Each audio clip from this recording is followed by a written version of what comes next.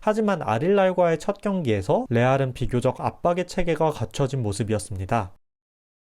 안녕하세요, 엘미야입니다. 사비 알론소의 레알 마드리드가 첫 선을 보였습니다. 클럽 월드컵 1차전 시모네 인자기가 새로 부임한 아릴랄을 상대로 1대1 무승부를 기록했는데요. 시모네 인자기는 짧은 시간 본인의 색깔을 입히기보다는 팀의 기존 전술을 강화하는 방향을 택했다면 사비 알론소는 팀의 기존 색깔을 덜어내고 본인의 전술을 입히는 방향을 택한 모습이었습니다. 알론소는 부임 후 구조, 균형, 그리고 팀이 하나의 단위로 작동하는 것에 대해 이야기해 왔습니다. 모두 안첼로티 시절 다소 부족했던 부분이기도 한데요. 그리고 첫 경기에서 그의 의중을 어느 정도 파악할 수 있었습니다. 4-2-3-1의 레알은 1차 빌드업 시에는 풋백이 넓게 찢어지며 미들서드에서는 좁은 풋백을 갖추고 라이트백 아놀드가 중원 6번 자리나 8번 자리로 들어가며 후방에서 3백을 형성하면서 알론소가 레버쿠젠 시절 활용했던 풋백과 3백을 오가는 구조를 활용했습니다.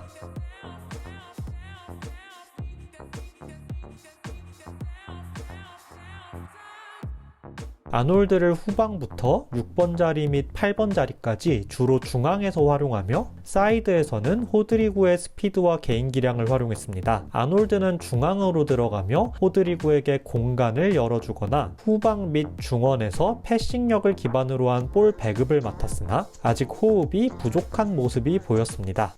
또 다른 신입 딘 하위선 역시 후방에서 3백의 가운데에서 빌드업의 중심이 되고 그의 장기인 볼 배급을 선보였으나 역시 호흡이 완벽하지 않은 모습도 나타났습니다. 프란 가르시아는 후방에서 세 번째 센터백으로 자리 잡다가도 하프 스페이스 전진을 통해 비니시우스에게 공간을 만들어주는 역할을 맡았습니다. 이때 추아메니가 내려서며 후방에서 볼을 배급합니다. 전체적으로 이러한 구조를 갖추고 공격을 진행하고자 했지만 아직 이러한 구조의 형성이 유기적으로 이루어지지는 못한 레알 마드리드입니다. 특히 공격 전개에서 문제가 있었습니다. 레버쿠젠 시절 중앙을 과부하시킨 구조를 활용하여 3자 연계로 라인을 깨고 들어가는 공격 전개를 잘 활용했고 상대가 내려앉을 땐 볼을 점유하며 상대를 끌어들인 뒤 상대 진영으로 들어가는 공격 전개를 펼쳤으며 특히 3선의 자카와 2선의 비르츠가 공격 작업의 핵심이 되었습니다. 사이드에서는 프림퐁과 그리말도를 활용한 빠르고 직선적인 공격 전개 역시 펼쳤던 사비 알론소입니다. 하지만 제대로 된 훈련을 단 3일만 가진 레알에서는 일정한 구조를 갖춘 뒤 아직 과부하된 중앙을 활용한 공격 전개가 입혀지지 않은 모습입니다. 특히 시모네 인자기의 지도 아래 수비 조직을 단단하게 구축한 아릴랄을 상대로 레알은 중원을 활용하지 못하며 사이드에서 단조로운 공격을 펼쳤습니다. 중원을 거치지 못하며 후방에서 사이드로 볼이 연결되면 윙어에게 좁은 공간이 주어지고 특히 비니시우스는 칸셀로에게 철저하게 막히는 모습이었습니다. 과부하된 중앙을 활용해 중앙을 깨고 들어갈 수 있다면 윙어에게 더 넓은 공간이 주어지기 때문에 사이드에서 비니시우스와 호드리구의 개인 기량을 더 효과적으로 공략할 수 있을 것입니다. 3선에서 추아메니 혹은 발베르데, 2선에서 벨링엄의 전술에 대한 적응이 중요해 보입니다.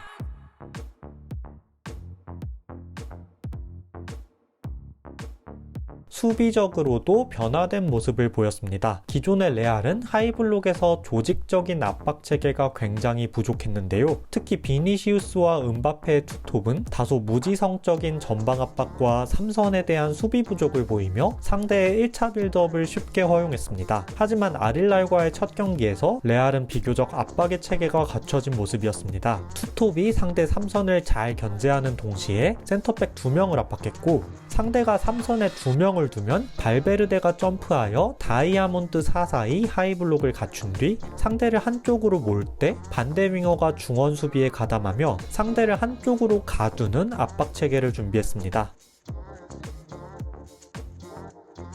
하지만 조직적인 부분이 한 번에 완벽해질 수는 없으며 아릴랄은 밀란코비치 사비치를 활용한 롱볼과 세컨볼 그리고 윙어가 좁혀 들어가면서 풀백이 전진하는 구조를 통해 레알의 압박을 풀어냈습니다.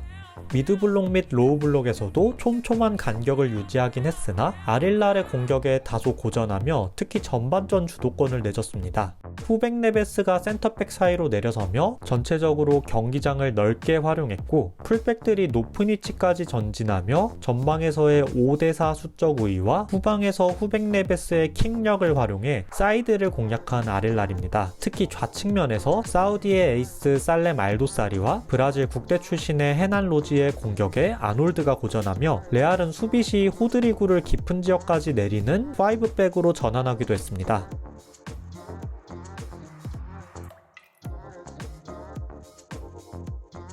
이외에도 부상 선수들이 복귀하지 못하며 어린 센터백들과 신입 수비수들이 출전하면서 최후방 수비 조직이 견고하지 못했고 박스 안에서 라울 아센시오의 실책으로 인해 PK 실점을 허용한 레알입니다. 후반에는 아르다 휠러가 투입되어 2선과 3선을 오가며 중원에서 게임을 풀어주고 골대를 맞추는 등 가능성을 엿봤고 전반에 비해 경기력을 안정시키고 주도권을 가져왔으며 경기 막판 발베르데의 PK가 야신부누에게 막히며 결국 1대1 무승부로 경기를 마쳤습니다. 완벽하지 못했지만 사비 알론소의 의중을 어느 정도 파악할 수 있었고 또 앞으로 많은 노력이 필요할 것임을 역시 알 수 있었던 첫 경기였습니다. 팀의 에이스 음바페와 부상자들이 돌아오고 시간이 지나 알론소의 전술이 서서히 입혀져 갔을 때 레알 마드리드는 어떤 축구를 펼치고 있을지 궁금해집니다. 오늘 영상은 여기까지입니다. 시청해주셔서 감사합니다.